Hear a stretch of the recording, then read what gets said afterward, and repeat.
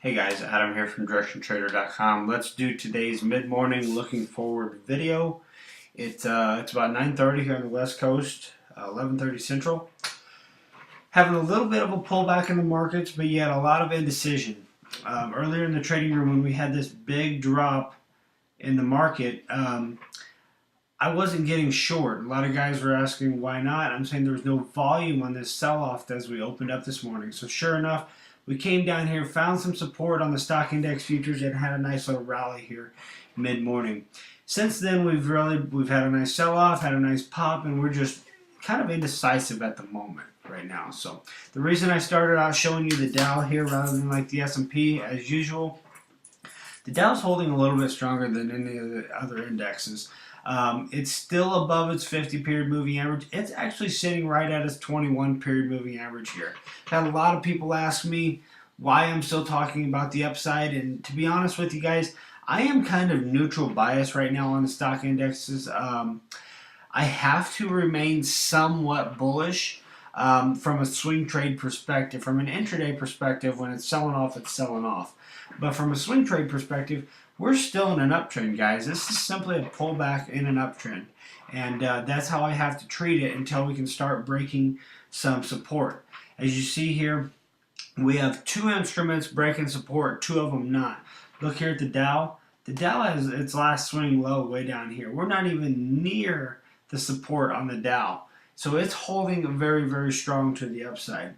The S&P is holding strong to the upside as well. Not as strong, but nonetheless, the S&P has not broken any support either. So you have this last swing here low, comes in much lower all the way down here about the 25s, and we're not even close to that yet with the S&P. So we still got a lot of room before we even come down to retest support, let alone break it.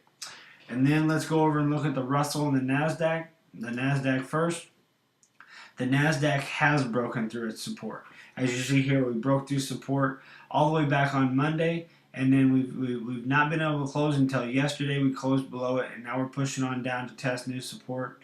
And then the Russell here, guys, it has definitely broken its support, and it's pulling back too. So are the NASDAQ and the Russell leading this market, or are they pulling the other stock indexes down like the S&P and the Dow? Or the Dow is just simply just holding a little bit stronger, and the Russell, the small caps here, are making a little bit bigger of a pullback before ultimately bouncing higher? I don't know. But what I do know is how to trade support and resistance. And as far as this, if we're getting selling, the Russell is much weaker than the other two, the Dow and the Russell. So if we're going to start to get a pop to the upside, I'm going to start looking at the S&Ps. If we start getting a pop to the upside, look at today, a lot of indecision. So if we do start to get a rally, I'm going to have to look over here at the S&Ps because they are the ones that look like they have the best opportunities between the Russell and the S&P. The S&Ps, it won't take much to get above the 21, above the 8, and then have just these prior swing highs as its resistance. Not a lot of resistance to deal with. The Russell, if we were to get a pop, we have to deal with today's trading, yesterday's trading, this previous high, and all of this coming down on top of it. All these moving averages coming down on top of it. So it's got to deal with it much more. So if we're able to push to the upside, I'm going to venture over to the S&P and start looking for long opportunities there.